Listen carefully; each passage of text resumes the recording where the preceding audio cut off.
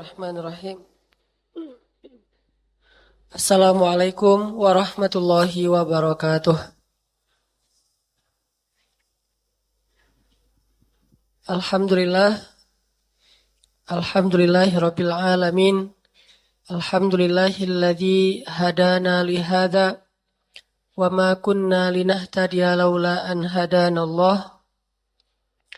Asyhadu an la ilaha illallah wahdahu la syarikalah wa asyhadu anna Muhammadan abduhu wa rasuluhu la nabiyya ba'dah. Radina billahi rabba wa bil islami dina wa bi muhammadin nabiyya wa rasulah. Rabbi syrah li sadri wa yassir li amri wa hlul 'uqdatam min lisani yafqahu qawli. Teman-teman yang dirahmati Allah Subhanahu wa taala, sebelum kita membahas tema kita pada malam ini, meneruskan materi yang sebelumnya yang belum tuntas, marilah kita awali halaqah kita pada malam ini dengan mendoakan beberapa orang saudara kita. Salah satunya ada yang sedang mengalami ujian habis kecelakaan, Randi, dan alhamdulillah malam ini sudah boleh pulang dari rumah sakit dan kita doakan mudah-mudahan segera disembuhkan oleh Allah. Kemudian juga ada seorang jamaah yang ayahnya juga sedang dirawat di rumah sakit dan juga beberapa jamaah yang lain yang mungkin tidak disebutkan namanya satu persatu. Mudah-mudahan Allah Subhanahu wa taala mengangkat sakit mereka, menggugurkan dosa mereka dan memudahkan urusan mereka. Bismillahirrahmanirrahim. Allahumma rabban nas adhibil ba's ishfi anta syafi la shifaan illa shifauk ishfi shifaan la yuqadiru saqaman. Teman-teman yang dirahmati Allah Subhanahu wa taala,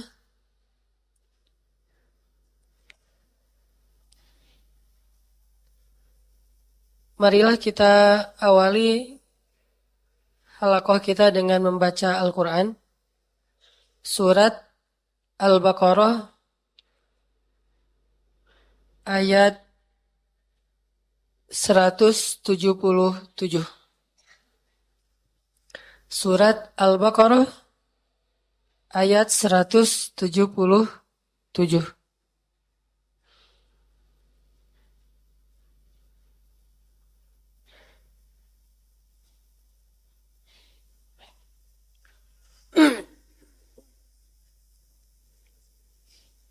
Surat Al-Baqarah ayat 177.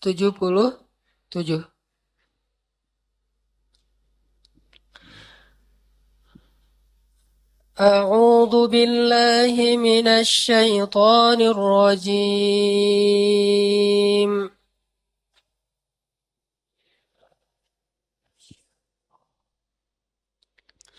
Bismillahirrahmanirrahim.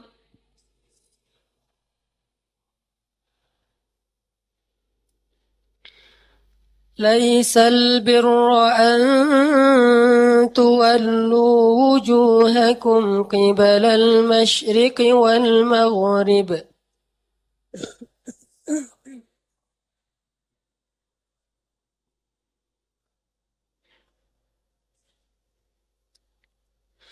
ولكن البر من آمن بالله واليوم الآخر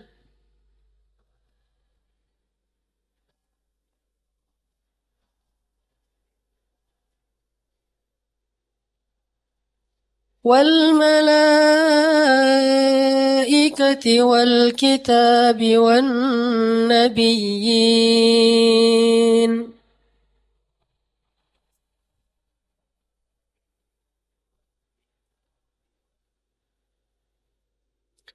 وآتى المال على حبه ذوي القربى واليتامى والمساكين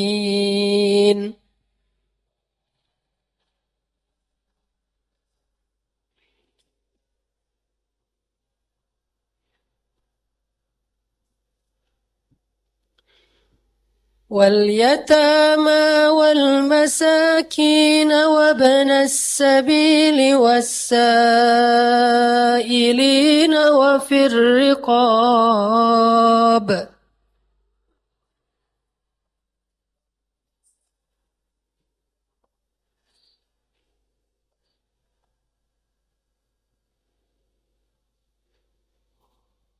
وأقام الصلاة وآتى الزكاة والموفون بعهدهم إذا عاهدوا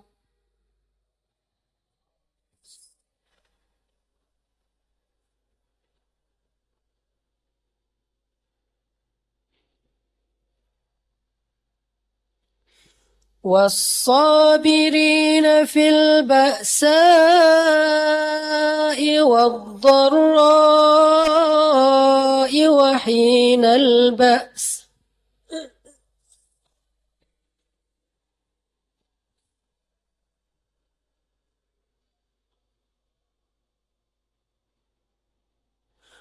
أولئك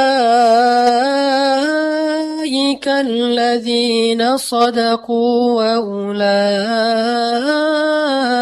هم المتقون.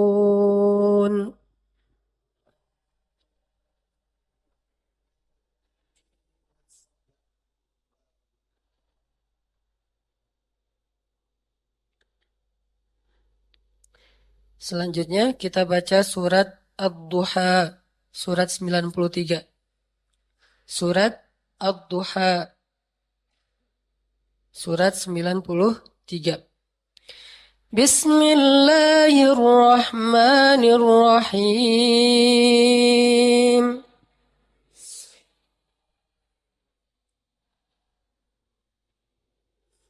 والضحى والليل إذا سجى ما ودعك ربك وما قلى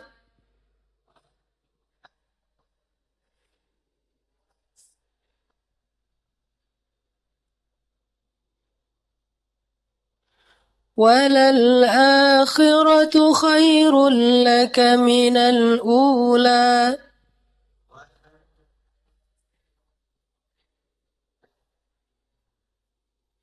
ولسوف يعطيك ربك فترضى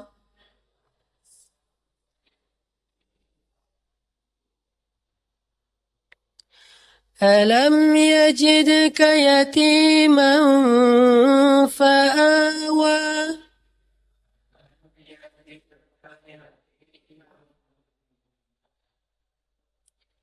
ووجدك ضالا فهدى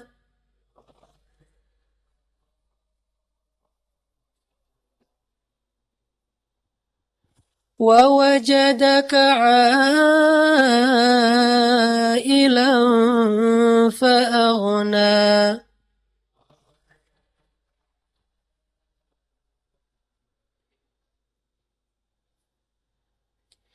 فأما اليتيم فلا تقهر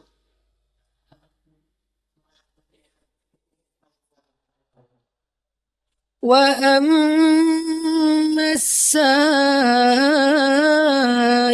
فلا تنهر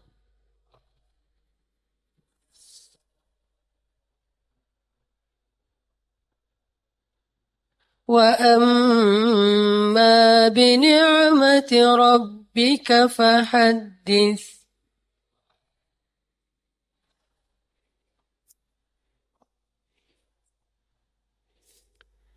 Terus kita baca surat Al-Balad, surat 90. Surat Al-Balad, surat 90. Bismillahirrahmanirrahim.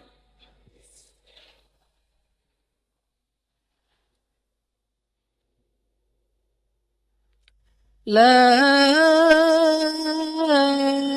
أقسم بهذا البلد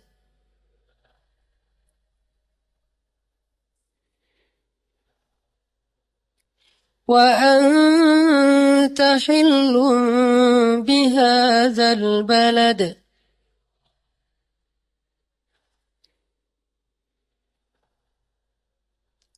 ووالد وما ولد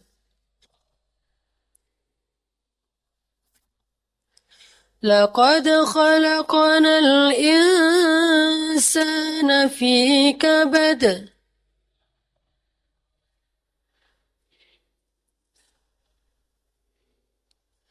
أيحسب أن لن يقدر عليه أحد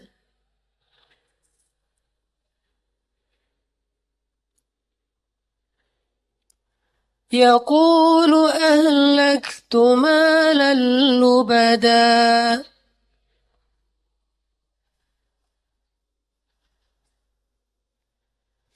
أيحسب أن لم يره أحد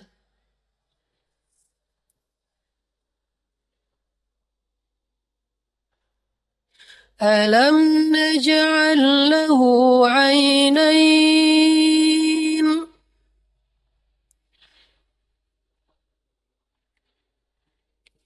ولسانا وشفتين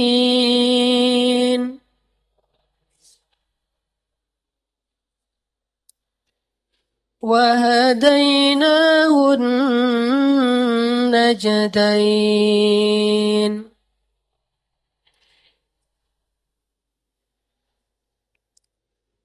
فلاقتحم العقبة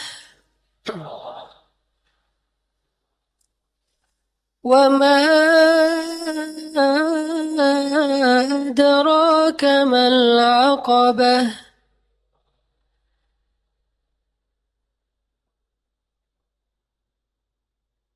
فك رقبة أو إطعام في يوم ذي مسغبة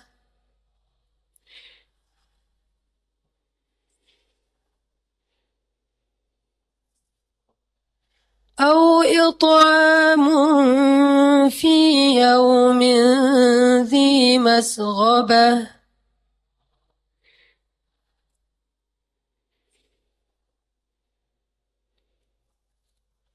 يتيما ذا مقربة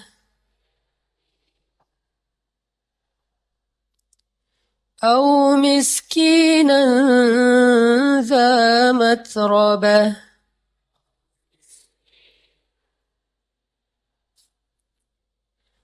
ثم كان من الذين آمنوا وتواصوا بالصبر وتواصوا بالمرحمة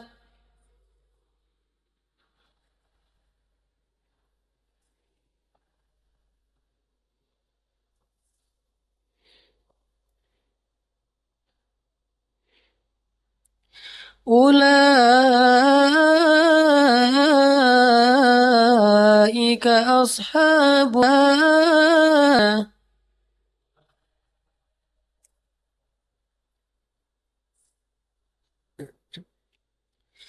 والذين كفروا بآياتنا هم أصحاب المشأمة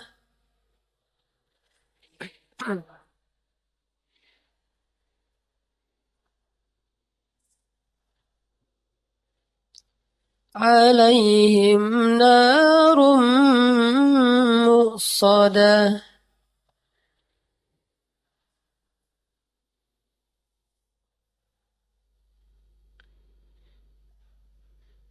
Satu lagi surat Al-Ma'un, surat 107. Surat Al-Ma'un, surat 107. Bismillahirrahmanirrahim.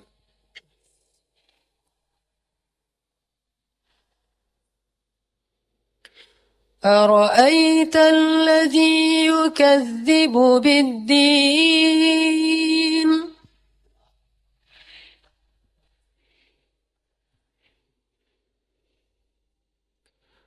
أرأيت الذي يكذب بالدين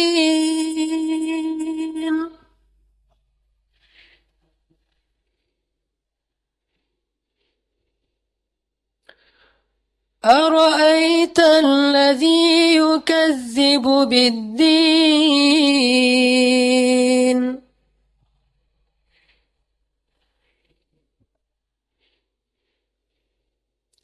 فذلك الذي يدع اليتيم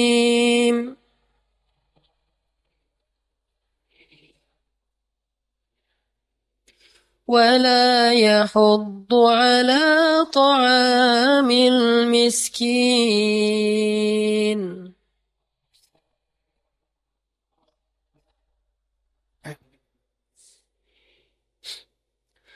أرأيت الذي يكذب بالدين فذلك الذي يدع اليتيم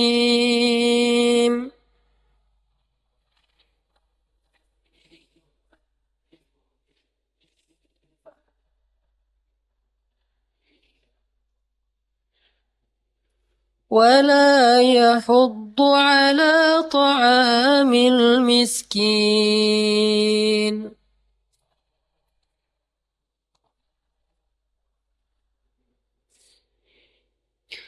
فويل للمصلين الذين هم عن صلاتهم ساهون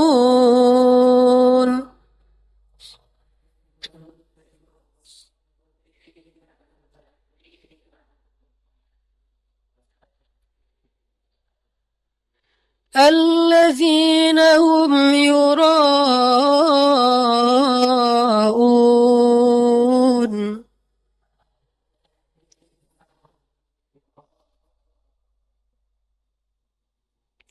ويمنعون الماعون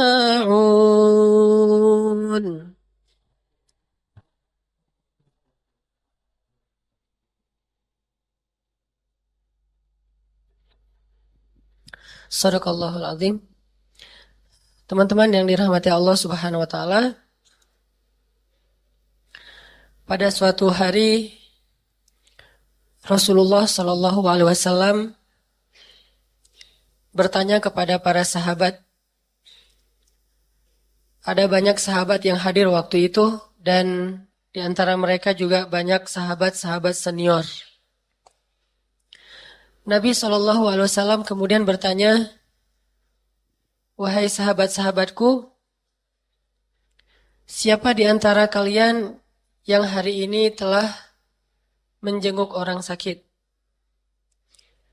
Kemudian Abu Bakar berdiri mengatakan, "Saya ya Rasulullah."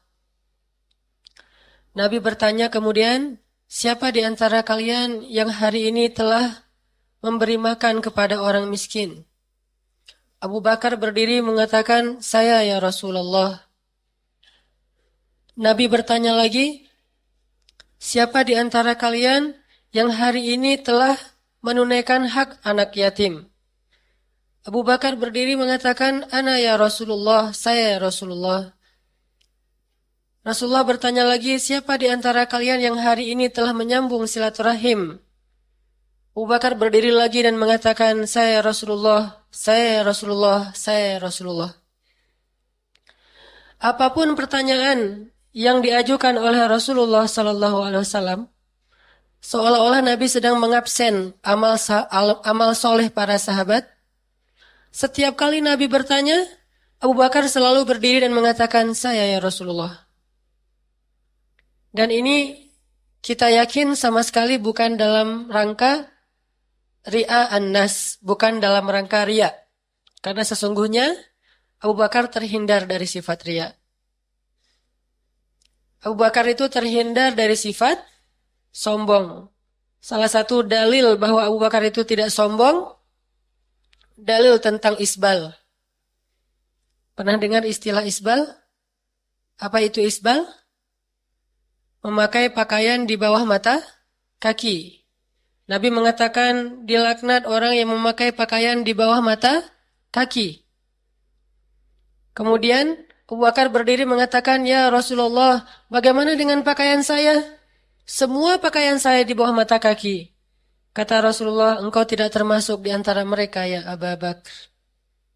Kenapa Abu Bakar tidak termasuk padahal pakaiannya di bawah mata kaki? Bukankah itu isbal?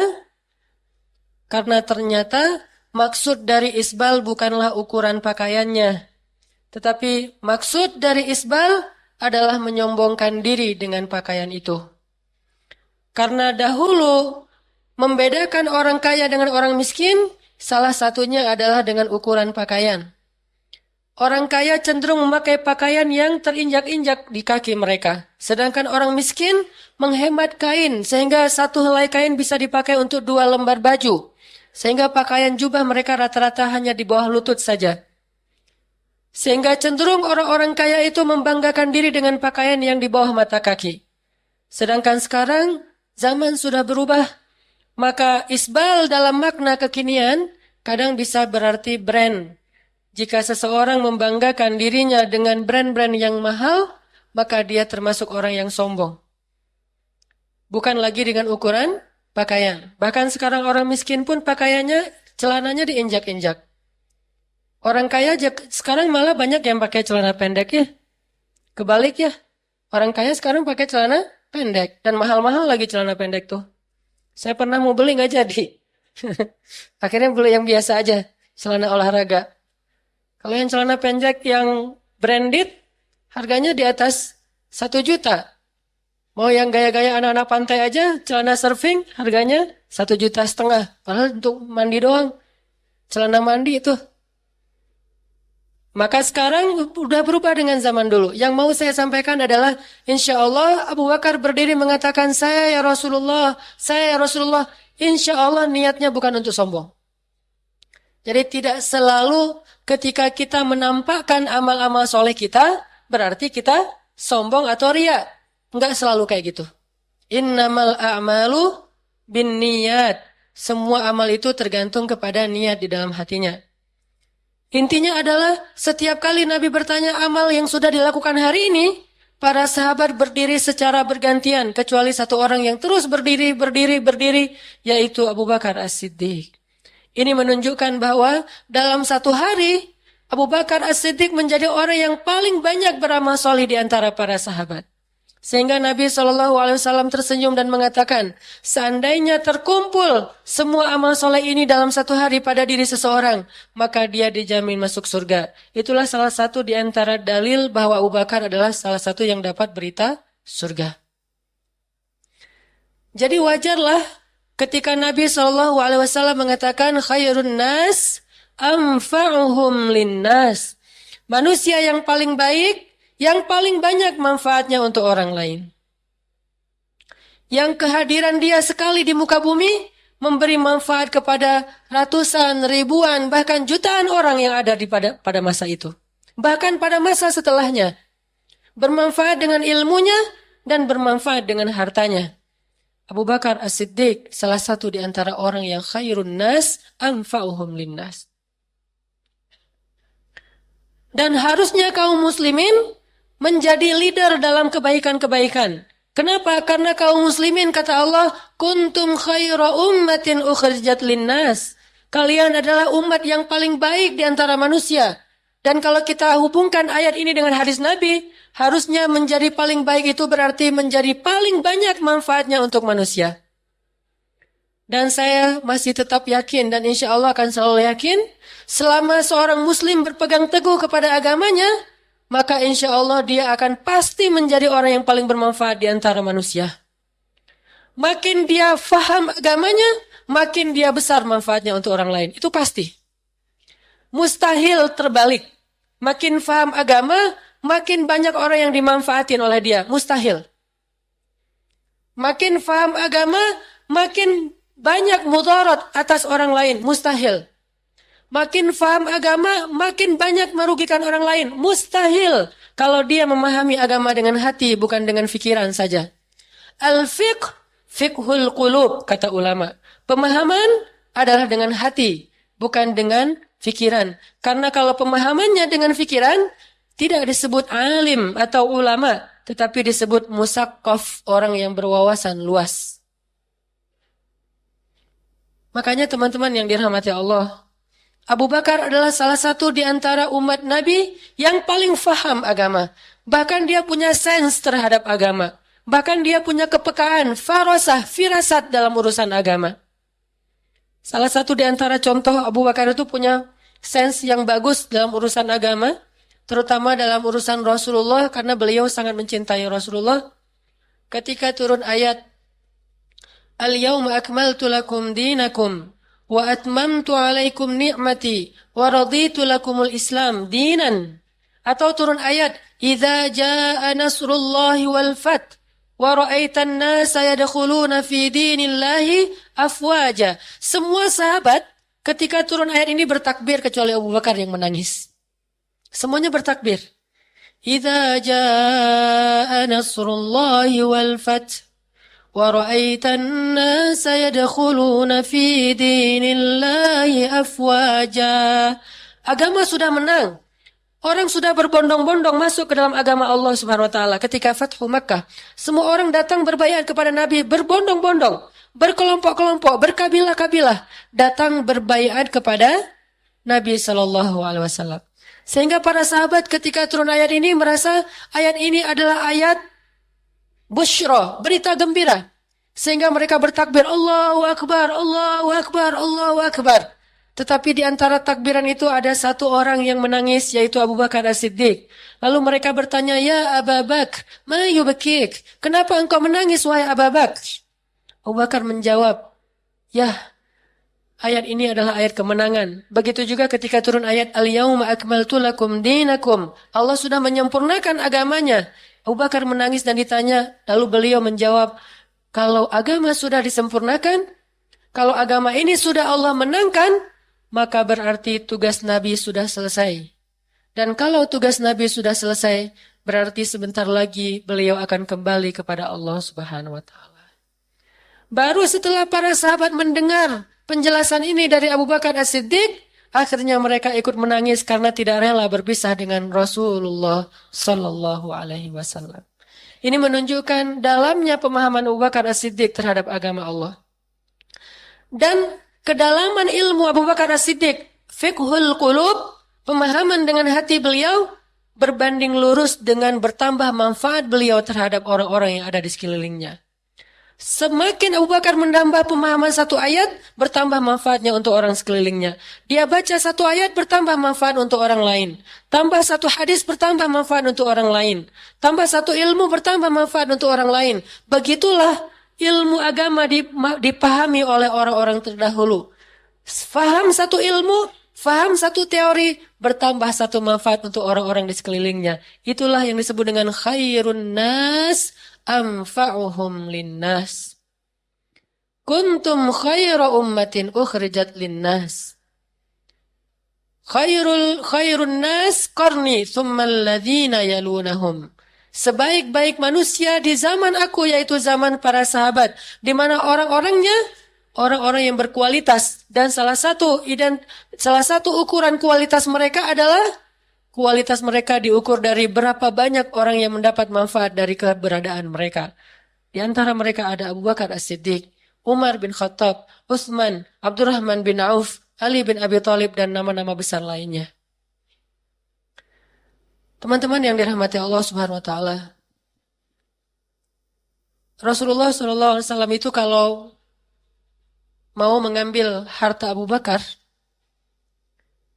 nggak pernah Rasulullah merasa sungkan. Padahal Rasulullah itu manusia yang sifat sungkannya itu paling besar di antara semua manusia. Ra'ufun, di dalam akhir surat At-Taubah, Allah mengatakan sifat Nabi itu Ra'ufun Rahim. Ra'ufun itu ra'fah, sungkanan. Sangat menjaga perasaan orang lain. Sangat tidak enakan kepada orang lain, tidak mau menyulitkan orang lain, tidak mau membebani orang lain. Itu sifat Rasulullah banget. Paling gak mau nyusahin orang. Sangat sungkan kepada orang lain. Tapi Rasulullah yang sangat sungkanan ini tidak sungkan mengambil harta Abu Bakar walaupun tanpa permisi kepada Abu Bakar. Satu-satunya orang yang kalau diambil hartanya oleh Rasulullah, Rasulullah tidak sungkan, cuma Abu Bakar As-Siddiq radhiyallahu an. Ini menunjukkan betapa mulianya Abu Bakar As-Siddiq sampai bisa membuat Rasulullah tidak sungkan mengambil hartanya. Bisa nggak kita bayangkan? Seorang istri kadang-kadang ngambil harta suaminya lebih dari nafkah bulanan aja sungkan ya. Salah lagi. Yang, aduh, banyak jomblo. Seorang ini cerita aja deh. Mungkin kalau belum pengalaman nggak apa-apa, cerita aja. Istri kadang ngambil harta suami aja tuh sungkan. Kayak mau belanja. Udah ada nih jatah belanja 1 bulan, misalnya dikasih 1 bulan 50 juta misalnya. Cih. Suaminya pengusaha besar.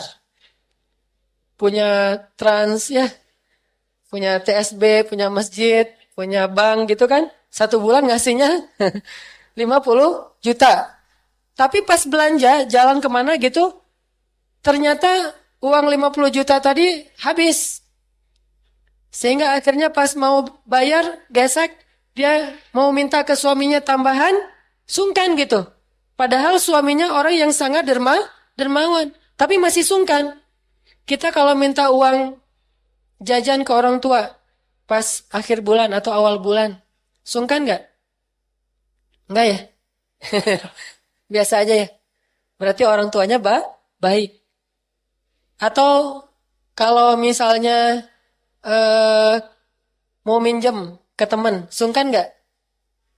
Nggak sungkan juga? Wah, terlalu Minjam nggak sungkan juga ya? Susah nyari contohnya nih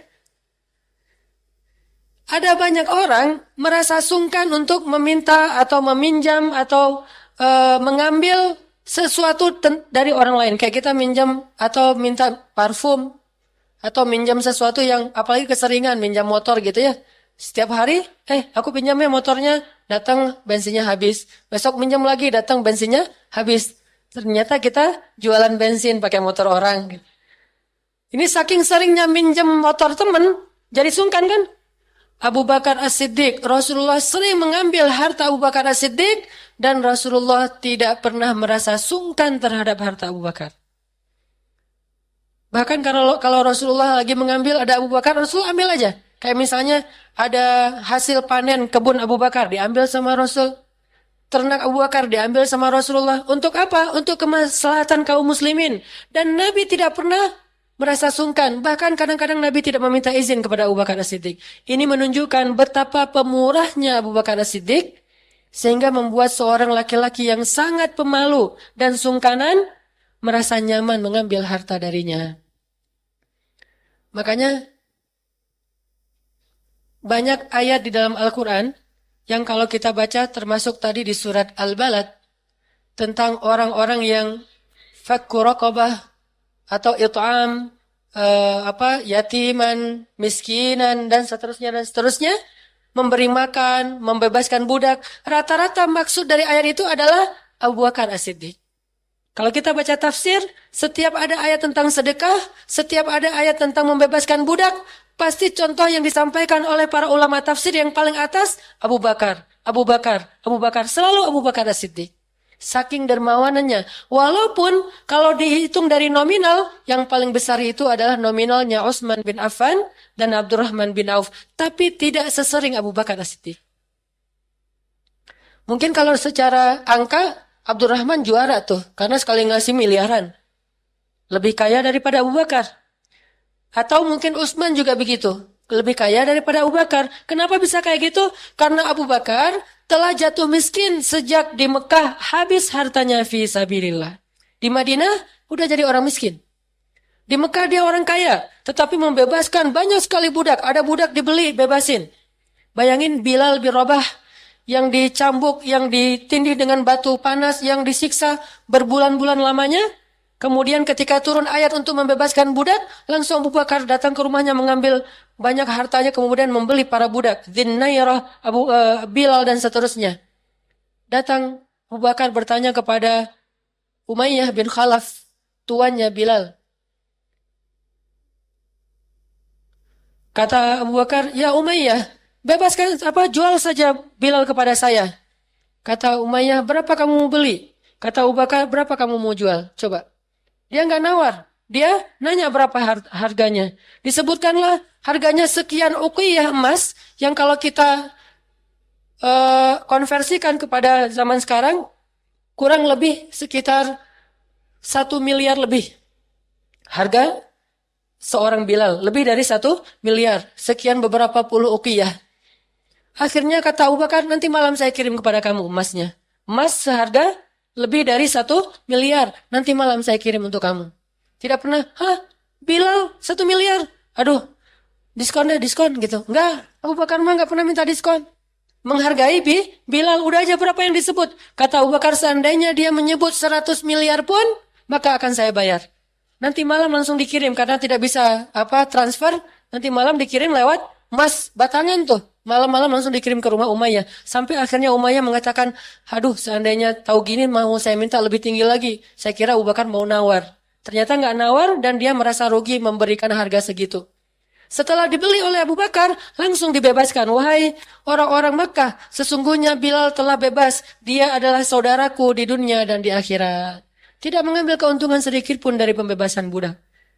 Dan ini bukan satu budak. Ada puluhan budak yang dibebaskan oleh Abu Bakar. Bayangin yang harganya di atas 500 juta satu orang budak. Dan itu membuat Abu Bakar jatuh miskin. Sehingga ketika di Madinah, giliran Utsman dan Abdurrahman yang memuncaki klasemen munfik, orang-orang yang berinfak. Tetapi secara kualitas, tetap Abu Bakar tidak pernah terkalahkan oleh siapapun. InsyaAllah nanti kita bahas kisah-kisah yang lain setelah break salat Isya. Bismillahirrahmanirrahim. Teman-teman yang dirahmati Allah, coba teman-teman lihat firman Allah di surat Al-Lail, surat 92. Di situ ada ayat tentang Abu Bakar As-Siddiq, surat 92, surat Al-Lail.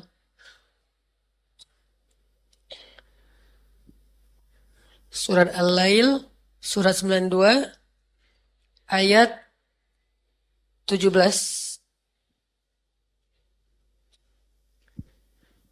Ayat 17. Bismillahirrahmanirrahim. Wa sayujannabuha al-atqa alladhi yu'ti malahu yatazakka وما لأحد عنده من نعمة تجزى إلا ابتغاء وجه ربه الأعلى ولسوف يرضى. Jadi ayat 17 sampai ayat 21 itu adalah Abu Bakar As-Siddiq secara khusus.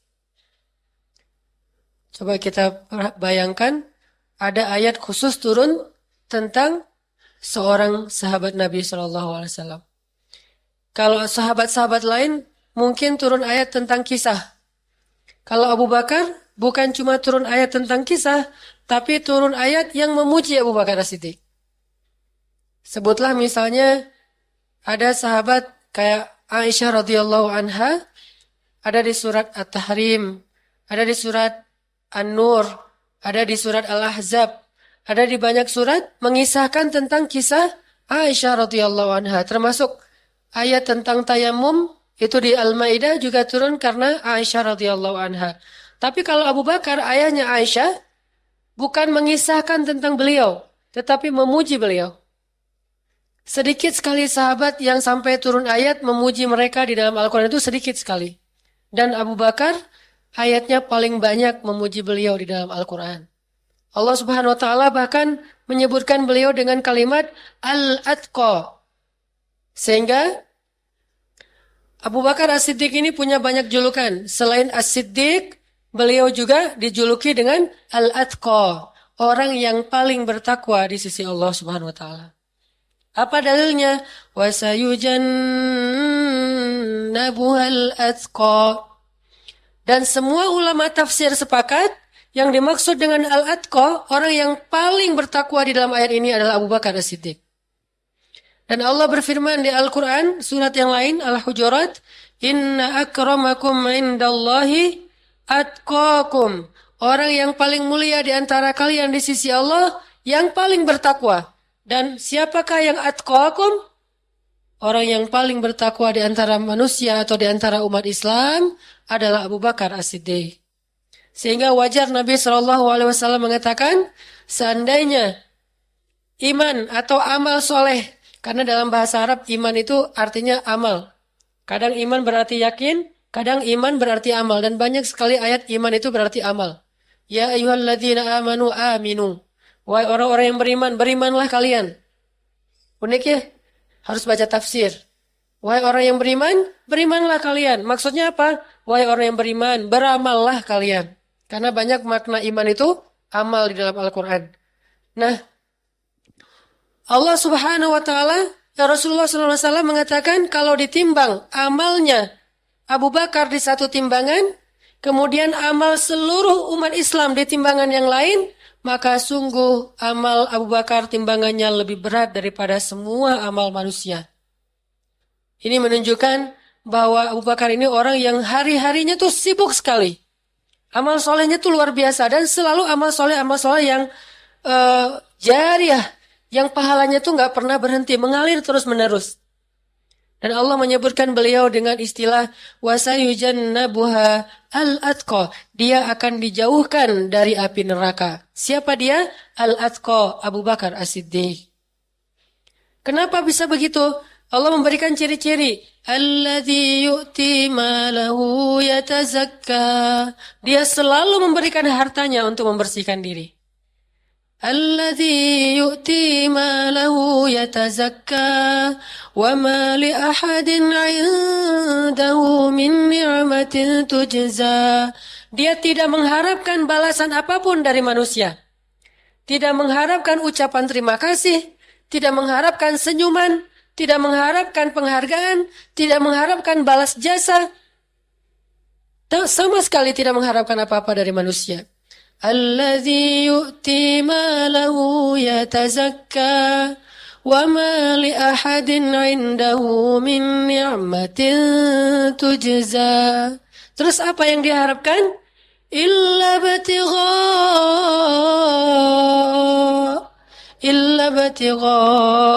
wajhi rabbil a'la. Hanya mengharapkan ridha Allah Subhanahu wa Ta'ala. Lihat ada orang yang disiksa, dibeli. Kemudian dibebaskan. Dan tidak ketemu lagi dengan orang itu. Kecuali Bilal saja yang kelak menjadi orang yang sangat dekat dengan Abu Bakar sampai akhir hayat beliau. Kalau yang lain, beli, kemudian bebasin, udah gak ketemu lagi. Gak pernah, masih ingat saya enggak? Gak pernah ngomong gitu mah. Kita kadang-kadang cuma nolongin orang yang kempes di tengah jalan. Ingat wajahnya. Sampai ke rumah itu kita ingat-ingat terus kita lukis supaya nggak lupa kita pernah menolong orang. Atau kalau udah ditolong kasih stiker, ini tempelin di motor kamu. Apa? Pilih saya.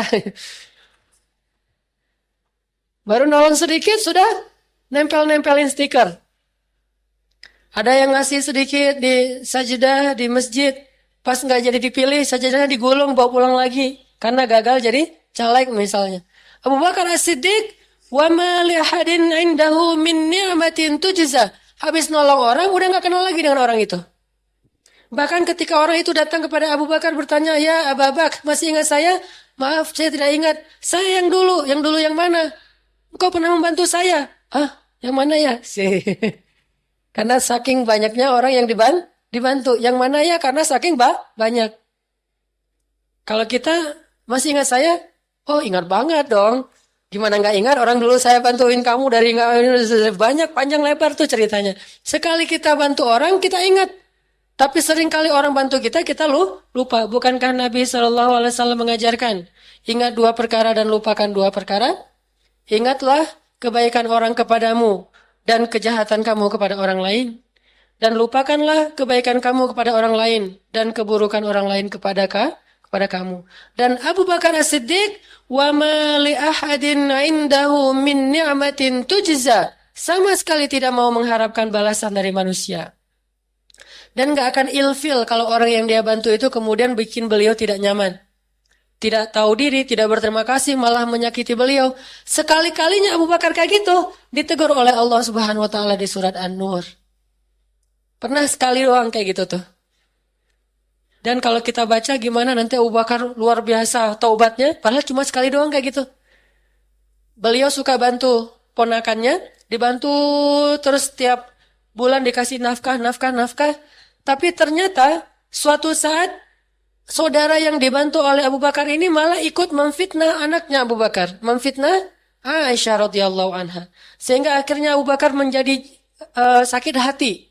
Dan mengatakan, demi Allah saya tidak akan bantu dia lagi. Karena ternyata udah capek-capek saya bantu, malah dia memfitnah anak saya yang paling saya cintai.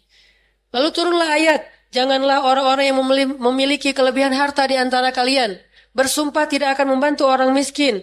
Hendaklah dia berlapang dada dan memaafkan.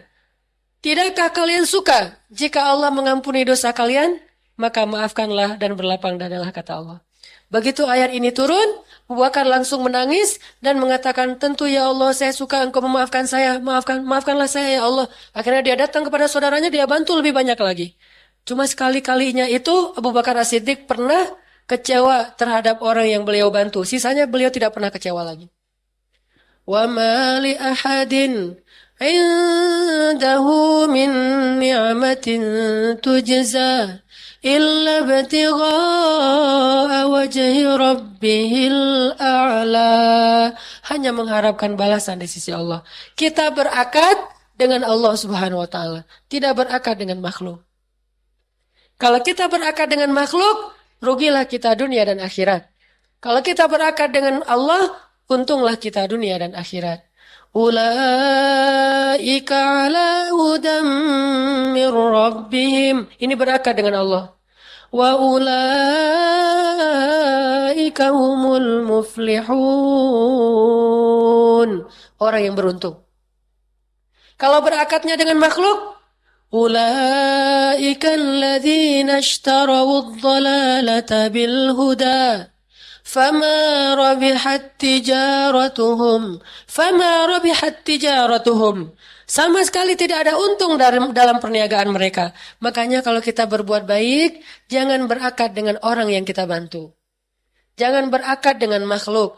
Jangan berakad dengan siapapun kecuali berakad dengan illa bitigha'a wajhi rabbihil a'la. Dan Allah janjikan wala saufa yarda, maka pasti dia akan puas kalau berakadnya dengan Allah.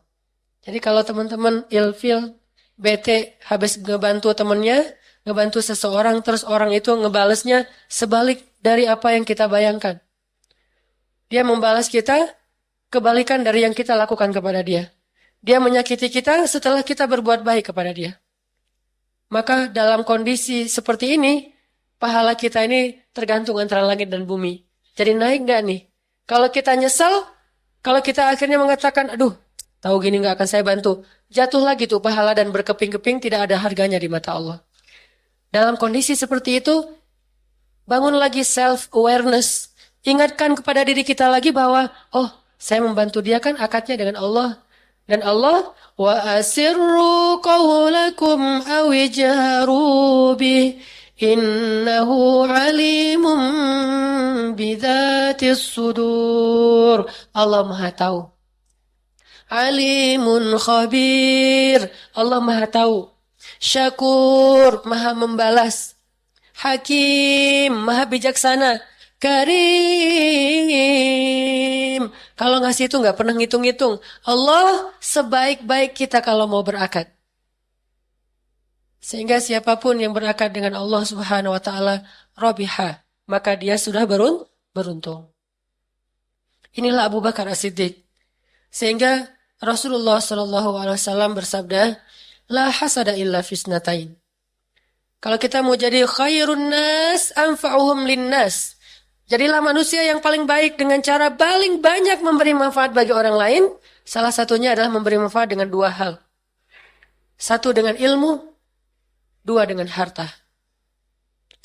Dua hal ini sampai Nabi mengatakan, la hasada illa fisnatain. Nggak boleh kita hasad, cemburu, iri. Kecuali kepada dua orang saja yang boleh iri. Hasad itu pada dasarnya nggak boleh. Tetapi hasad di sini dengan makna ghibtah, hasad yang baik. Tidak boleh hasad sama sekali, illa fisnatain. Kecuali kepada dua orang yang kita boleh cemburu berat. Satu, orang yang Allah berikan ilmu, lalu dia mengamalkannya, dan dia mengajarkan ilmu tersebut. Ini kita harus iri sama orang kayak gini. Coba lihat Imam An-Nawawi, penulis kitab Riyadhus Shalihin. Atau Imam Al-Bukhari, yang kemudian hadis-hadis beliau ditulis ulang oleh Ibnu Hajar dalam kitab Sahihul Bukhari, Sahih Muslim. Kemudian Imam Malik dengan kitab Al-Muwatta'nya. Kemudian ulama-ulama yang sangat banyak ilmu mereka. Kemudian mereka wafat, ilmunya dibukukan dan dibaca oleh generasi muslim sampai 100 tahun, 200 tahun. Bahkan kalau Sahihul Bukhari sudah menembus 1000 tahun lamanya dibaca oleh kaum muslimin. Maka berapa banyak pahala yang beliau dapatkan. Man sanna sunnatan hasanah falahu ajru fa'iliha. Siapa yang memberikan teladan yang baik atau mandalla ala khair, yang menunjukkan jalan kepada kebaikan, maka dia mendapatkan pahala kebaikan dari orang yang menirunya tanpa mengurangi pahala orang yang meniru tersebut. Teman-teman misalnya baca di dalam Sahih Bukhari hadis tentang salat jenazah. Apa pahala salat jenazah?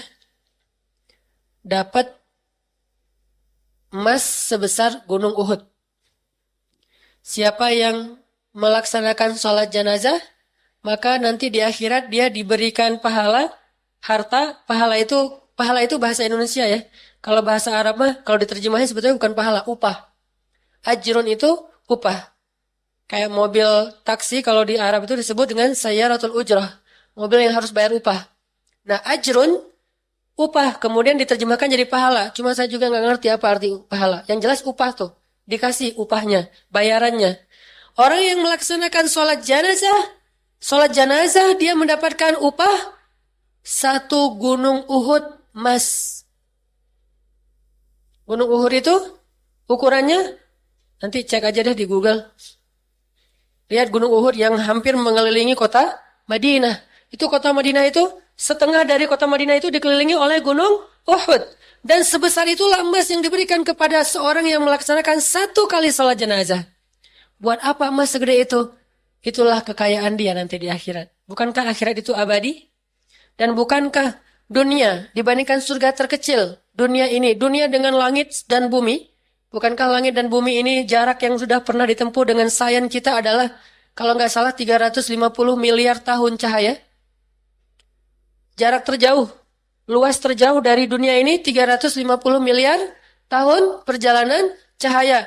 Dan ini dibandingkan surga terkecil, surga orang yang paling terakhir masuk surga, maka dunia ini hanya seperti setitik debu dibandingkan dengan surga yang begitu luas. Padahal itu surga terkecil tuh. Sehingga orang-orang yang di dalam surga Allah berikan kekayaan yang luar biasa. Salah satu kekayaan yang luar biasa itu adalah sholat jenazah.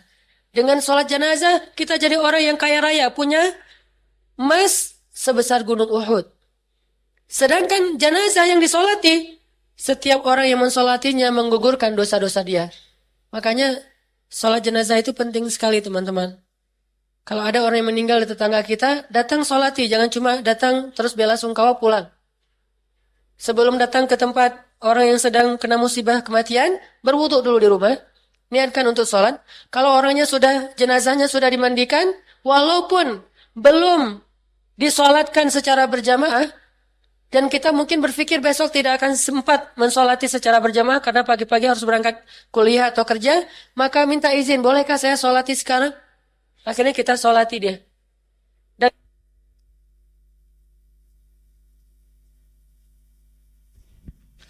Dan ketika kita mensolati jenazah, satu orang mensolati jenazah menggugurkan dosa-dosa jenazah ini. Sehingga semakin banyak yang mensolati dia, semakin banyak dosa-dosa dia yang dikifarat oleh Allah. Sekarang ada satu kebiasaan yang mungkin perlu dirubah.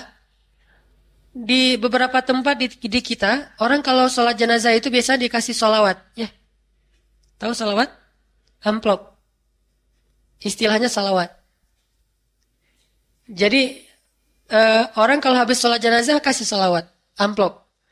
Sehingga biasanya di beberapa tempat yang punya rumah atau ahlu keluarga jenazah ini merasa berat kalau terlalu banyak orang datang untuk mensolati orang tuanya. Karena harus ngasih salawat yang banyak. Akhirnya dibatasi lah. Dan kalau perlu tidak diumumkan kapan akan sholat jenazah. Nggak usah di masjid, di rumah aja. Kalau perlu nggak usah rame-rame, agak dibatasi. Sehingga yang datang pada duduk-duduk nongkrong di depan sambil ngerokok segala macam. Nggak ikut sholat jenazah. Yang sholat jenazah hanya sahabat dekat sama keluarga dekat. Lalu keluar udah dia siapin amplopnya. Sedangkan keluarganya, anak-anaknya nggak ikut sholat. Dan ketika saya keluar dari tempat itu selesai sholat jenazah, dikasih salawat, saya tolak, malah saya bawa salawat juga. Jadi sama-sama salawatan nih. Saya bawa salawat, tapi salawat saya sama dengan mereka, salawat amplop, bukan, saya juga bisa, Allahumma shalli ala Muhammad. Enggak, saya bawa amplop, enggak usah nih, saya mau ngasih juga nih. Senang ternyata, berarti itu terpaksa, karena kebiasaan. Dan karena kebiasaan, ada beberapa orang yang sholat jenazah, jadi senang kalau ada yang meninggal, karena ada salawatnya. Ini yang tidak baik. Bukan nggak boleh ngasih ya, tapi ini bab lain lagi yang jelas. Ini memberatkan orang yang kena musibah dan nanti juga menjadi mata pencarian baru bagi beberapa orang. Kalau ada yang meninggal, wah saya pengen dapat salawat. Akhirnya berlomba-lomba, tapi dibatasi. Begitu udah penuh ruangan yang kecil, akhirnya orang yang nggak dapat, akhirnya dia ngerasa, telat saya nggak dapat salawat dan segala macam. Sampai ada yang datang, kemudian dia nanya, salawat saya mana? Sampai orang yang punya rumahnya bingung karena kehabisan amplop. Dan akhirnya mereka patungan dan ngasih kepada dia. Hanya untuk mendapatkan itu, dia lupa. Ketika dia mendapatkan salawat yang cuma 10.000, dia kehilangan emas sebesar gunung Uhud. Dan karena keluarganya menahan orang, gara-gara takut nggak bisa ngasih salawat, maka jenazah itu tidak diampuni dosanya dengan sholat orang yang tersebut. Harusnya dia bisa mensolati. Jadi kifarat dosa bagi orang meninggal itu banyak. Salah satunya dengan sakaratul maut itu kifarat dosa. Sehingga kalau kita lihat ada orang yang sakaratul mautnya susah, dia orang yang beriman, jangan suuzon. Wah dosanya banyak banget. Jangan. Bilang aja kalau dia orang beriman, sakaratul mautnya susah, bilang mungkin itu kesusahan terakhir dia. Dan setelah ini dia akan mudah seterusnya. Kalau sakaratul mautnya mudah, mungkin itu kemudahan pertama dia, setelah ini semakin mudah. Sedangkan orang kafir, kalau sakaratul mautnya mudah, maka itu kemudahan terakhir dia, setelah ini akan susah. Kalau sakaratul mautnya susah, maka itu kesusahan pertama dia dan setelah ini lebih susah. Gak boleh suudzon kepada jenazah terutama mukmin. Tetapi benar bahwa sakaratul maut menggugurkan dosa. Sakit-sakit sebelum dia meninggal menggugurkan dosa. Kemudian disolati menggugurkan dosa. Nanti kalau belum habis di dalam kubur ada azab kubur menggugurkan dosa. Kalau belum habis juga padang mahsyar. Kalau belum habis juga neraka. Tapi kalau di kubur udah habis, di padang mahsyar udah ringan. Kalau pas sakaratul maut udah habis, maka pas di kubur udah ringan. Kalau di padang mahsyar habis, maka nggak masuk neraka, langsung ringan masuk surga. Semuanya kifarat dosa. Balik lagi intinya adalah tadi ngebahas apa? Jadi ke salat jenazah. Gunung Uhud. Bayangin Imam Al-Bukhari menulis satu hadis Nabi SAW tentang fadilah salat jenazah. Lalu salat jenazah ini kita baca hadisnya, kita salat jenazah. Berapa jenazah yang meninggal dalam satu hari di seluruh dunia? Yang kemudian mukmin tahu hadisnya dari Sahih Bukhari dan mereka mensolati jenazah ini, berapa banyak pahala solat jenazah yang didapatkan oleh Imam Al-Bukhari padahal beliau sudah wafat. Imam Bukhari ketika wafat mungkin pahalanya 1 miliar, tapi begitu dibangkitkan pahalanya puluhan triliun. Beliau sampai heran sendiri, ini amal dari mana ini? Ini saya nggak pernah ngerjain, ini nggak pernah. Catatannya banyak sekali, sampai malaikat juga nggak sanggup membuka lembaran-lembaran catatan amal solehnya Al-Bukhari. Kok bisa sebanyak itu? Padahal ketika wafat, beliau hanya punya catatan sekian. Tapi begitu bangkit dari kubur, catatannya jauh lebih banyak daripada ketika beliau wafat. Karena disebut dengan amal jariyah yang terus mengalir pahalanya. Salah satunya adalah ilmu yang diajarkan. Makanya, kita dengki, kita iri, kita cemburu dalam makna positif kepada ulama. Terutama ulama-ulama terdahulu yang dari kitab mereka kita belajar. Ilmu yang saya sampaikan walaupun sederhana, ini hasil bacaan terhadap kitab-kitab para ulama. Dan saya mendapatkan pahala dengan menyampaikan, ulama itu juga mendapatkan pahala dari apa yang saya sampaikan. Nanti teman-teman yang mengajak teman-teman yang lain untuk hadir mendapatkan pahala dari yang teman yang diajak. Dan seterusnya dan seterusnya. Gak pernah terputus. Bayangin kalau misalnya kita gak jadi ulama. Gimana caranya cemburu ke ulama? Pengen dapat manfaat seperti ulama. Padahal kita bukan ulama. Maka caranya ajaklah lebih banyak orang untuk hadir dalam majelisnya ilmu. Ngajak dengan ngajar berbeda. Kalau kita gak mampu mengajar, kita bisa mengajak. Pahalanya sama dengan mengajar. Bayangin teman-teman cuma modal WA 1 kali. Dan itu juga udah kuotanya udah masuk. Gak perlu modal. Kayaknya gak modal namanya ya. Karena kuotanya juga berapa sih kalau cuma 1 WA doang.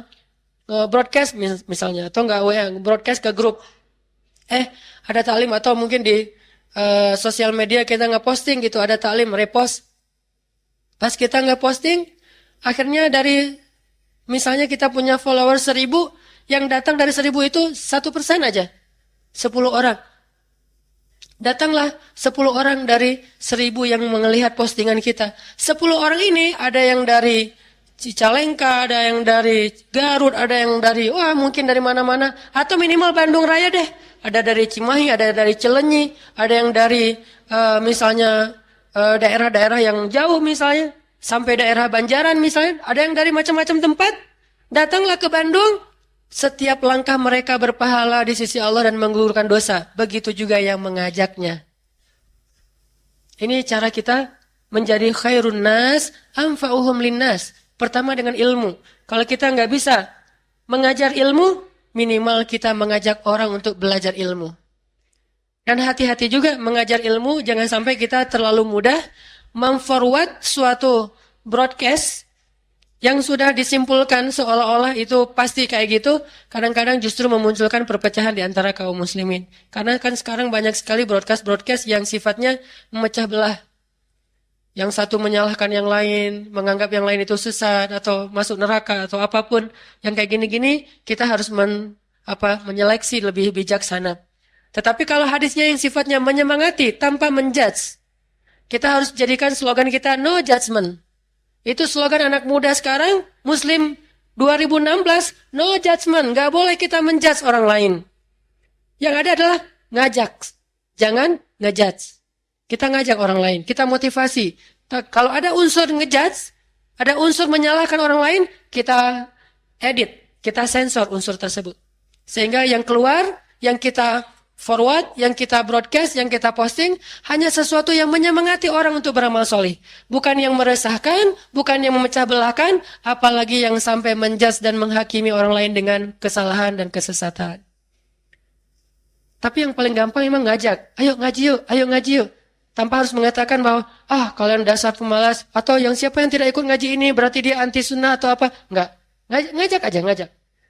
Mungkin kita tidak tahu di antara mereka siapa yang dapat hidayah lewat ajakan kita.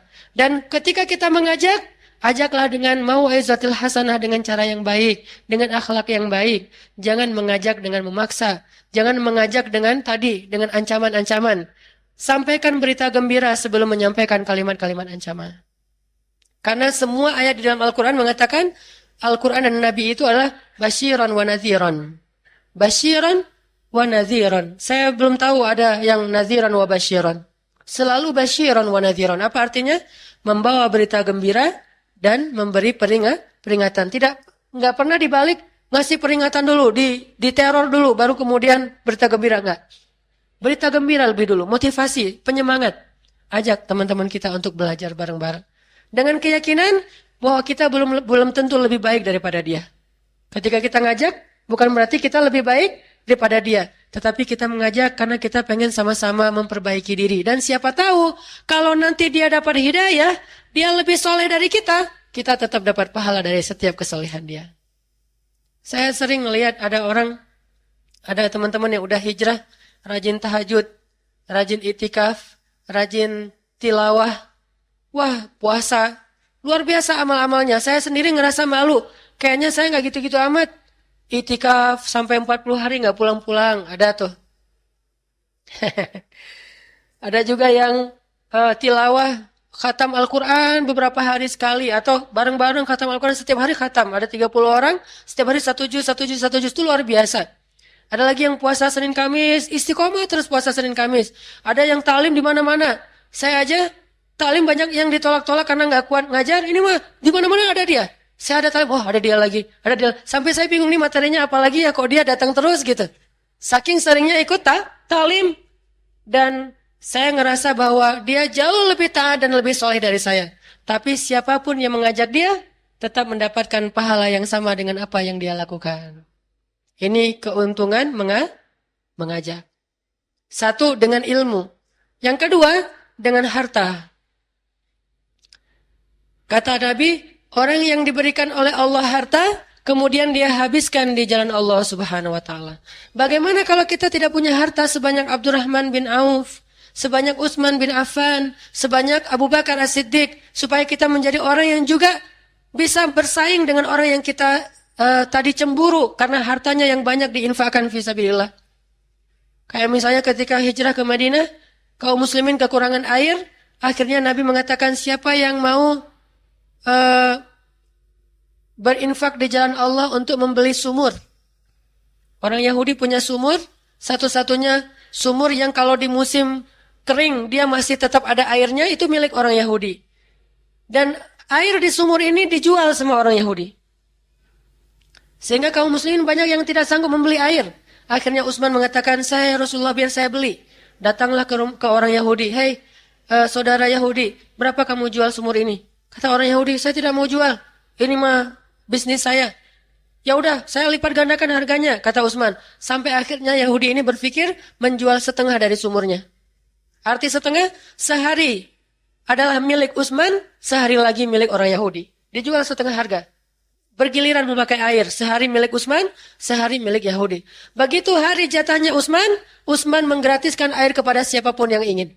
Sehingga orang Islam, orang munafik, orang bahkan orang Yahudi sendiri ngambil air dari sumur itu di zaman dijatah hari Utsman bin Affan. Begitu jatah harinya Yahudi, orang sepi tidak ada yang datang karena dijual.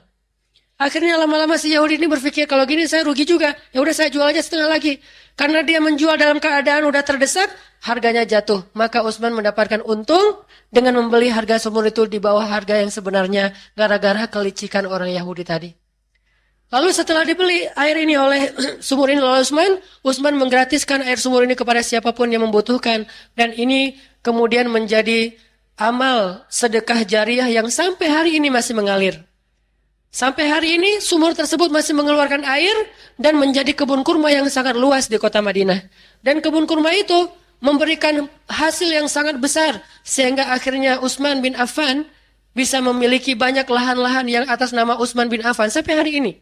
Masih punya banyak lahan kurma, sertifikatnya di Menteri Wakafnya Saudi namanya Utsman bin Affan radhiyallahu an. Sampai hari ini masih ada sertifikat.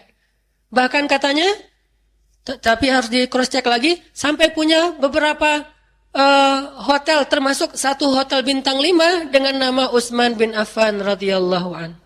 Ini menunjukkan bahwa orang yang berinfak dengan hartanya jariah terus mengalir sehingga kita cemburu. Gimana caranya cemburu dengan mereka supaya kita bersaing dengan mereka? Caranya adalah kalau kita tidak bisa memberi makan kepada orang miskin, maka kita menganjurkan untuk memberi makan kepada orang miskin.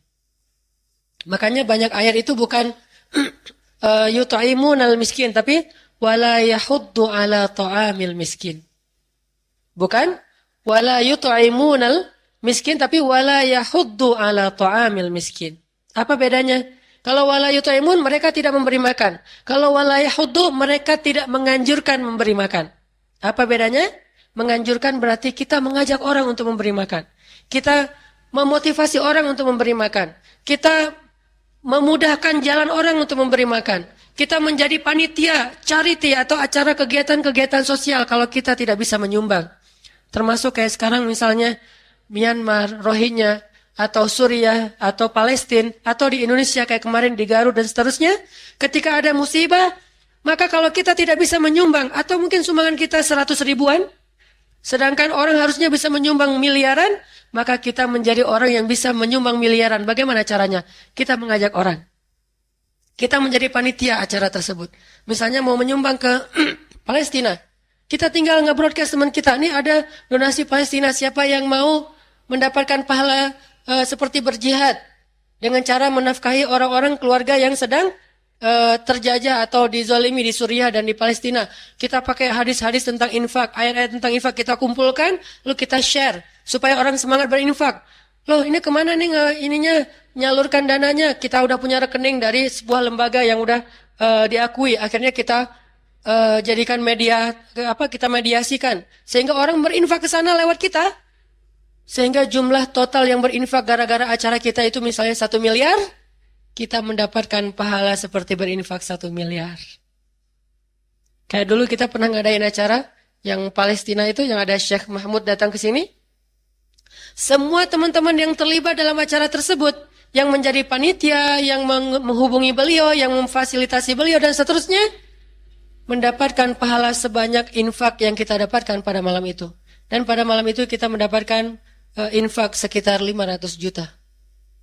Infak sekaligus plus infak rutin selama 1 tahun. Kurang lebih 500 juta. Bayangin, dan 500 juta itu tidak dibagi rata.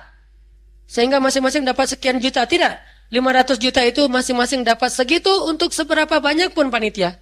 Kalau panitianya ada 500, tidak dibagi sejuta-sejuta. Tetap masing-masing mendapatkan 500 juta pahalanya di sisi Allah Subhanahu wa taala. Ini cara kita cemburu kepada orang-orang yang berinfak dengan hartanya. Khairun nas anfa'uhum linnas. Jadi nggak ada alasan kita tidak bisa beramal soleh. Tidak ada alasan kita tidak bisa menjadi khairun nas anfa'uhum linnas. Kalau kita tidak punya ilmu, kita ngajak orang kepada ilmu. Kalau kita tidak punya harta, kita ngajak orang untuk menyumbangkan hartanya. Minimal kalau kita tidak bisa melakukan kebaikan, jadilah orang yang dalla ala khair, menunjukkan kepada jalan kebaikan. Kalau kita nggak bisa mansanna sunnatan hasanah, siapa yang mencontohkan suatu kebaikan, nggak bisa nyontohin. Minimal ada dalil yang kedua, mandalla ala khair, siapa yang menunjukkan kepada suatu kebaikan. Dan inilah Abu Bakar As-Siddiq radhiyallahu an yang selalu banyak sekali mencontohkan teladan-teladan yang baik. Sehingga siapapun yang berinfak karena semangat dari Abu Bakar, siapapun yang berinfak karena semangat dari Utsman, maka Abu Bakar dan Utsman mendapatkan pahala dari setiap infak yang disemangati oleh kisah-kisah mereka. Ini teman-teman yang dirahmati Allah. Mudah-mudahan kita jadi lebih semangat beramal soleh. Karena beramal soleh itu gampang sebetulnya. Tinggal ada niat aja kepada Allah. Saya pengen dapat pahala di sisi Allah. Saya pengen jadi orang lebih mulia di sisi Allah. Saya pengen nabung di akhirat. Karena kita hidup cuma bukan sekali di dunia. Tetapi kita hidup juga di akhirat. Kita nanti akan hidup di sana lebih lama daripada kita hidup di sini. Kita yang di sana dengan kita yang di sini itu sama. Bukan mimpi, bukan cuma pikiran, bukan cuma perasaan. Bahkan jiwa dan raga kita itu sama. Dan kalau di dunia kita mempersiapkan segala sesuatu, harusnya di akhirat kita juga mempersiapkan segala sesuatu. Bahkan kesusahan di dunia, gak ada apa-apanya dibandingkan kesusahan di akhirat. Kita susah di dunia, masih punya keluarga. Susah di akhirat, gak punya siapa-siapa. Siapa yang nolong kita di dalam kubur kalau kita susah di kubur? Siapa yang nolong kita di padang mahsyar kalau kita susah di padang mahsyar? Dan siapa yang nolong kita di neraka kalau kita susah di neraka? Di dunia, begitu kita susah, ada teman, ada keluarga, ada orang tua, ada orang-orang yang mencintai kita. Di akhirat, yauma yafirrul mar'u min akhihi wa ummihi wa abihi wa sahibatihi wa banihi likulli imri'in minhum yauma idzin sya'nu yughni. Pada hari itu semua orang sibuk dengan urusannya sendiri-sendiri. Makanya jangan sia-siakan kesempatan hidup di dunia. Beramal itu mudah dan mendapatkan pahala yang besar itu bukan sesuatu yang mustahil asal kita bisa meniatkan karena Allah dan mengajak orang kepada Allah Subhanahu wa taala. Niatkan mulai sekarang, setiap kali mau jalan taklim, ajak orang lain. Tapi jangan maksa. La ikraha fiddin. Masuk agama Islam aja nggak boleh maksa, apalagi ikut taklim ya. Masuk agama Islam itu nggak boleh maksa, apalagi ikut taklim. Ayo atuh, terus aja gitu, nggak boleh. Ngajak aja. Dan jangan bosan mengajak, jangan berputus asa dalam mengajak. Ajak lagi. Siapa tahu ketika ada satu orang yang datang gara-gara kita, mudah-mudahan kita mendapatkan pahala dia. Dan nggak usah khawatir, dia juga gitu. Kalau dia nanti ngajak lagi orang lain, dia juga dapat pahala dari orang yang dia ajak. Sehingga kita bisa fastabiqul khairat, berlomba-lomba dalam kebaikan. Terakhir satu kisah lagi tentang berlomba-lomba dalam kebaikan. Ketika Rasulullah SAW wafat, Abu Bakar datang kepada Aisyah, nanya, "Ya Aisyah, amal apa yang Nabi sering lakukan yang ayah belum pernah melakukan?" Kan Aisyah bisa membandingkan yang satu suaminya, yang satu ayahnya, orang dekat dengan dia dua-duanya.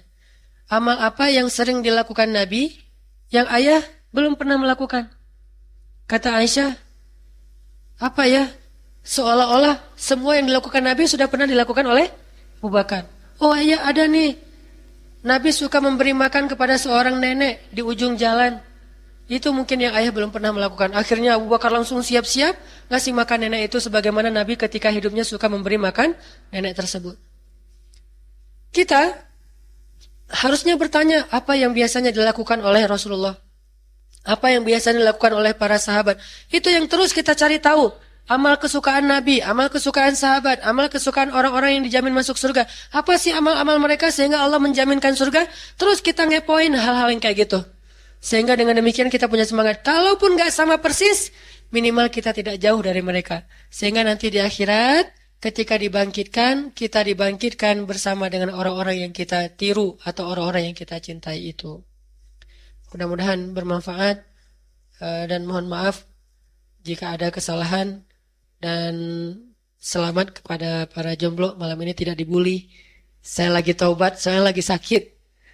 Saya nggak mau membuli orang. Gara-gara sering ngebully jomblo, kayaknya dapat doa nggak ini. Akhirnya saya sakit udah 2 minggu. Enggak. Insya Allah kita peace ya. Kita nggak saling membuli lagi ya. Saya udah taubatan nasuha. Hari ini doang tapi. Tunggu ya, pekan depan ya. Hari ini saya lagi baik. Ya, kita tutup dengan berdoa untuk saudara-saudara kita yang terkena musibah sakit dan untuk saudara-saudara kita di seluruh dunia. A'udzu billahi minasy syaithanir rajim. Bismillahirrahmanirrahim. Allahumma ilaika aslamna wa bika amanna وعليك توكلنا وإليك أنبنا وبك خاصمنا نعوذ بعزتك أن تضلنا أنت الحي الذي لا يموت والإنس والجن يموتون اللهم أنت السلام ومنك السلام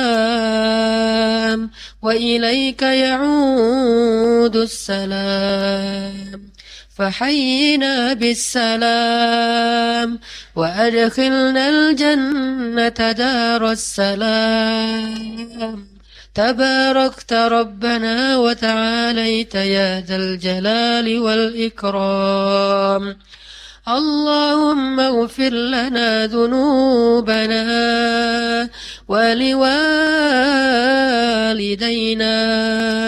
ولإخواننا ولأخواتنا ولجميع المسلمين والمسلمات الأحياء منهم والأموات ربنا لا تؤاخذنا إن نسينا أو أخطأنا ربنا ولا تحمل علينا إصرا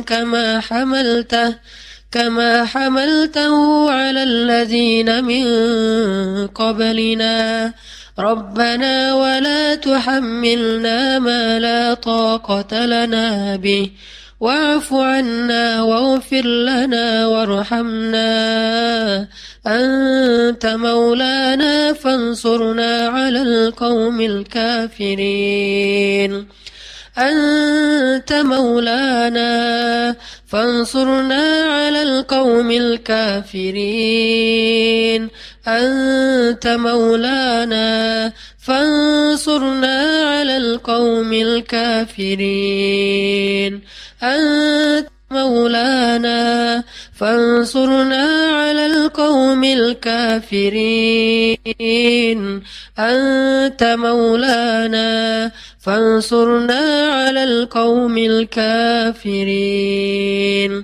اللهم انصر الإسلام والمسلمين. اللهم انصر الإسلام والمسلمين. اللهم انصر الإسلام والمسلمين. اللهم انصر المسلمين في فلسطين. اللهم انصر المسلمين في سوريا. اللهم انصر المسلمين في العراق. اللهم انصر المسلمين في مصر. اللهم انصر إخواننا المسلمين المستضعفين في رهنا يا الله. في رهنا يا الله. في رهنا يا الله يا الله. قصدناك يا رحمن. قصدناك يا رحيم. قصدناك يا عزيز. قصدناك يا جبار. قصدناك يا ربنا. أنت مولانا. أنت مولانا يا الله. أنت مولانا يا الله. أنت سميع الدعاء يا الله. أنت مجيب الدعوة يا الله. أنت قاضي الحاجات يا الله. اللهم أعنا على ذكرك وشكرك وحسن عبادتك. اللهم إنا نسألك رضاك والجنة ونعوذ بك من سخطك والنار. اللهم اهد أمراءنا أمراء المسلمين. اللهم اهد أمراءنا في إندونيسيا. اللهم وفق علماءنا يا الله. اللهم انصر دعوتنا يا الله. اللهم اهد شباب المسلمين يا الله. اللهم استر عورات المسلمين يا الله. اللهم وحد قلوب المسلمين يا الله. اللهم اشف جرح المسلمين يا الله. اللهم ارحم أموات المسلمين يا الله. اللهم تقبل شهداء المسلمين يا الله. اللهم إنا نسألك أن تحرر المسجد الأقصى. أن تحرر المسجد الأقصى. أن تحرر المسجد الأقصى المبارك من أيدي اليهود. اللهم عليك باليهود. اللهم عليك بإسرائيل. اللهم عليك بالرافضة. اللهم عليك ببشر الأسد. اللهم عليك بالظالمين. اللهم عليك بأعدائنا أعداء الدين. Ya Allah, ya Arhamar Rahimin, kami serahkan urusan kami kepadamu ya Allah, karena kami tahu dan kami yakin Engkaulah sebaik-baik tempat menyerahkan segala urusan ya Allah. Ya Arhamar Rahimin, sungguh kaum muslimin hari ini dalam keadaan berduka ya Allah. Di mana-mana kaum muslimin menangis, berteriak, meminta tolong ya Allah. Di Suriah mereka terzolimi ya Allah. Di Palestina mereka terzolimi ya Allah. Di Rohingya mereka terzolimi ya Allah. Seolah-olah mereka anak yatim dan tidak ada seorang pun yang peduli kepada mereka ya Allah. Bahkan seekor hewan pun ketika terluka seluruh dunia akan sibuk memedulikannya, ya Allah. Akan menyelesaikan hajat-hajatnya, ya Allah. Seekor ikan di lautan yang terdampar di pantai semuanya akan mempedulikannya, ya Allah. Bahkan seekor burung yang tersangkut di tiang listrik banyak yang mempedulikannya, ya Allah. Tetapi saudara-saudara kami yang dibakar hidup-hidup, yang dibunuh, yang diusir dari kampung halamannya, yang dibom, yang ditembak, yang di antara mereka banyak yang belum ditemukan, ya Allah. Seorang anak yang tertimbun dengan reruntuhan bangunan rumahnya, ya Allah. Bahkan dunia tidak peduli terhadap mereka, ya Allah. Tetapi Engkau maha menyaksikan semua kejahatan ini, ya Allah. Tidak ada yang terlewat dari pandangan dan persaksian-Mu, ya Allah. Kami serahkan urusan kaum muslimin kepadamu, ya Allah. Ya Arhamar Rahimin, bawalah saudara-saudara kami, kaum muslimin Rohingya ke Indonesia, dan berikanlah kekuatan kepada kaum muslimin untuk bisa membantunya, ya Allah. Ya Arhamar Rahimin, bimbinglah hati para pemimpin-pemimpin kami. Cintailah mereka, jadikanlah mereka pemimpin-pemimpin yang taat kepadamu, ya Allah. Pemimpin yang adil kepada manusia, pemimpin yang lebih takut azab-Mu daripada azab ataupun ancaman-ancaman musuhnya. Pemimpin yang lebih takut azab kubur daripada siksaan-siksaan dunia. Pemimpin yang lebih takut azab api neraka daripada semua ancaman yang diancamkan kepadanya. Sungguh ancaman-Mu lebih besar, ya Allah. Sungguh neraka-Mu tidak ada bandingannya, ya Allah. Sungguh azab kubur itu adalah benar, ya Allah. Sedangkan kepemimpinan, kekuasaan, dan kehidupan dunia hanyalah sementara, ya Allah. Betapa celakanya orang yang tidak takut kepada ancaman-Mu, ya Allah. Bukakanlah hati kami, hati pemimpin-pemimpin kami, dan berikanlah kami kesempatan untuk bisa membantu saudara kami. Jangan biarkan kami hanya bisa melihat mereka di media dan hanya bisa menangis dan sedih, tetapi tidak mampu menolong mereka dan berbuat apa-apa, ya Allah. Bantulah saudara-saudara kami di seluruh dunia, ya Allah. Sungguh masalah kami teramat kecil dibandingkan dengan masalah kaum muslimin hari ini. Maafkanlah kami jika kami sering mengeluh dengan masalah-masalah kami yang kecil. Padahal harusnya kami tidak mengeluh, karena masih banyak kaum muslimin yang punya masalah lebih besar daripada masalah kami, ya Allah. Ya Arhamar Rahimin, berilah hidayah-Mu kepada pemuda-pemuda Islam, agar mereka bangkit dengan segala potensi yang mereka miliki, bangkit dengan kreativitas mereka, bangkit dengan ilmu pengetahuan mereka, bangkit dengan peradaban mereka, bangkit dengan semangat-semangat juang mereka, ya Allah. Berilah petunjuk-Mu kepada pemuda-pemuda Islam yang hebat yang ada di Indonesia, pemuda-pemuda Islam yang hebat yang ada di Bandung. Sungguh di dalam hati mereka pasti ada iman, di dalam hati mereka masih ada kemanusiaan. Bangkitkanlah iman dan kemanusiaan dalam hati mereka, ya Allah, agar mereka mau bersatu dalam membangun peradaban Indonesia, sehingga Indonesia ini menjadi salah satu negara yang menampung semua para pengungsi kaum muslimin, ya Allah. Menampung keluh kesah dan rintihan kaum muslimin, ya Allah. Menolong kaum muslimin di tingkat internasional di dunia, ya Allah. Bukan hanya menjadi penonton di antara mayat-mayat kaum muslimin, ya Allah. Ya Arhamar Rahimin, anugerahkanlah kepada kami pemimpin-pemimpin seperti Abu Bakar As-Siddiq, seperti Umar bin Khattab, seperti Utsman bin Affan, seperti Ali bin Abi Thalib, yang pada malam hari mereka membasahi wajah mereka dengan air mata takut kepadamu, dan di siang hari mereka menjadi seorang ayah bagi seluruh rakyatnya, ya Allah.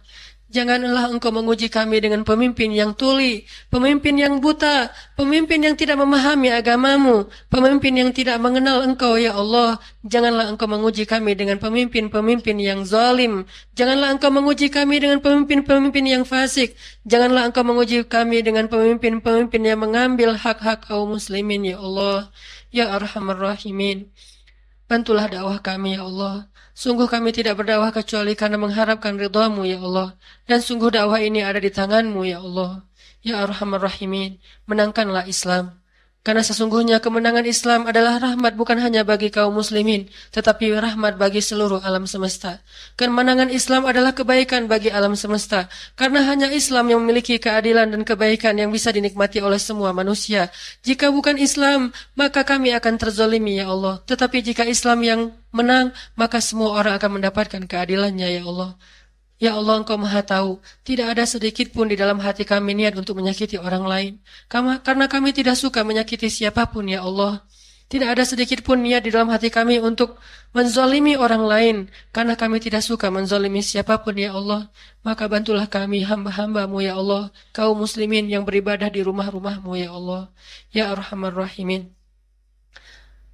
Bantulah saudara-saudara kami yang sedang melaksanakan ibadah-ibadah mereka dalam keadaan punya banyak keterbatasan. Yang sedang menghafal Al-Quran, jadikanlah mereka para hafiz Al-Quran. Yang sedang mencari ilmu, jadikanlah mereka alim. Yang sedang mencari nafkah, jadikanlah mereka orang yang kaya, yang dermawan. Ya Arhamar Rahimin, bantulah saudara-saudara kami, pertemukanlah mereka dengan jodoh-jodoh mereka yang solih solihah. Berikanlah kepada mereka imam yang baik dan makmum yang solihah. Ya Arhamar Rahimin, jadikanlah kaum muslimin bersatu padu di dalam satu barisan. Satukanlah hati-hati kaum muslimin ya Allah. Satukanlah hati kaum muslimin. Ya Arhamar Rahimin, jagalah keamanan negara kami ya Allah. Jauhkanlah kami dari perpecahan dan peperangan. Jauhkanlah kami dari konflik. Jauhkanlah kami dari malapetaka ya Allah. Sesungguhnya tidak ada kebaikan di dalam konflik dan perpecahan itu ya Allah. Jagalah keutuhan bangsa ini. Jagalah kebersamaan bangsa ini. Jagalah ketentraman dan keamanan bangsa ini. Sehingga kami lebih mudah untuk berdakwah. Lebih mudah untuk beribadah. Lebih mudah mencari ilmu. Dan lebih mudah untuk hidup dan mencari ridhamu ya Allah ya Arhamar Rahimin. Rabbana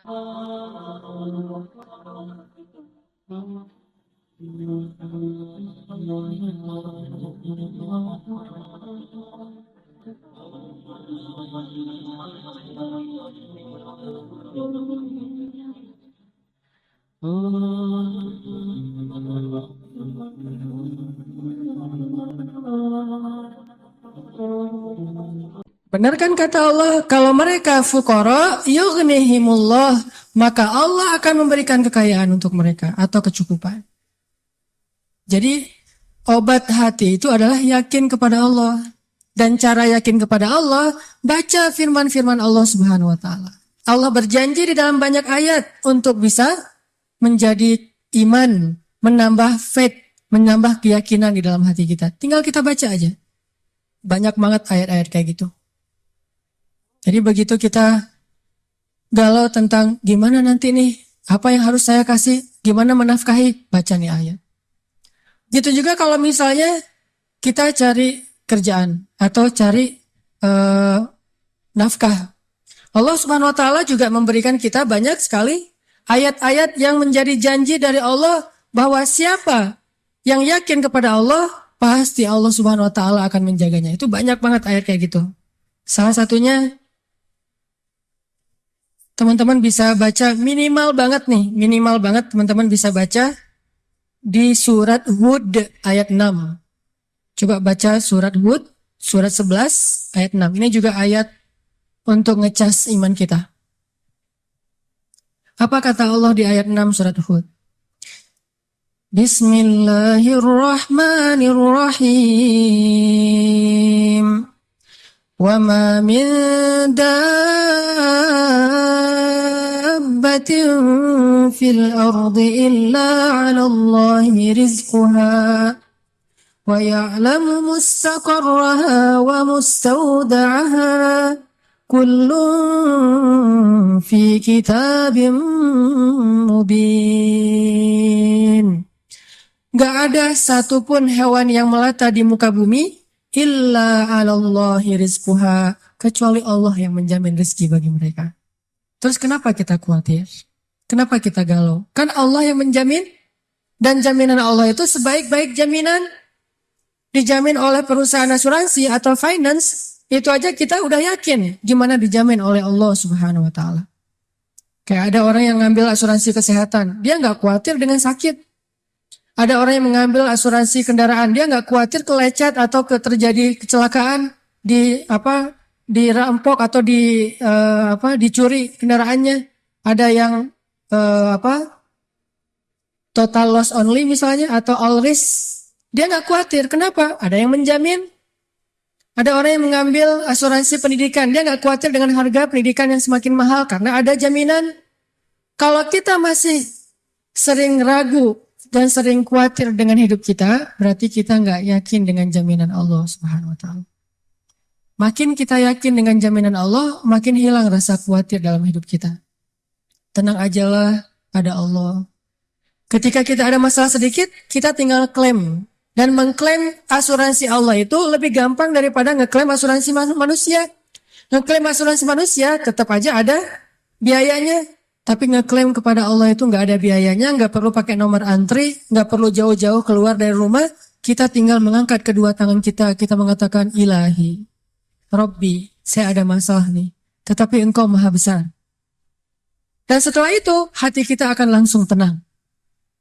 Ini teman-teman, di antara obat terhadap semua penyakit hati itu adalah belajar yakin kepada Allah Subhanahu wa Ta'ala.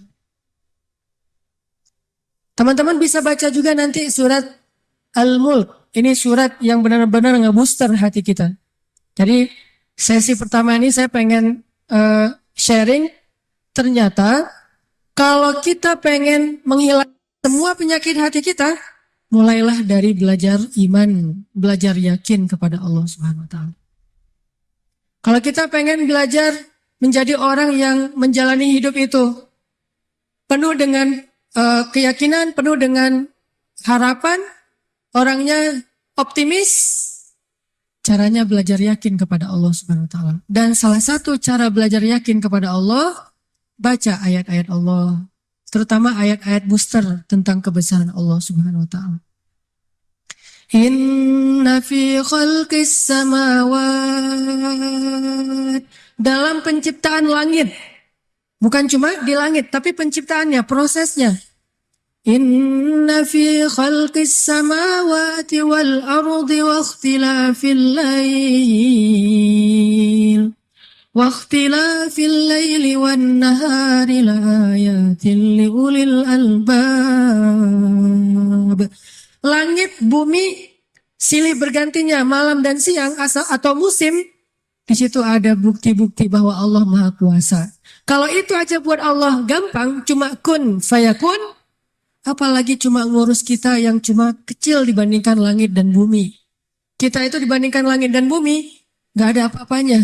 Kalau langit dan bumi aja buat Allah gak ada apa-apanya lagi, apalagi kita. Jadi intinya teman-teman, kenapa kita khawatir kalau Allah menjamin kehidupan kita?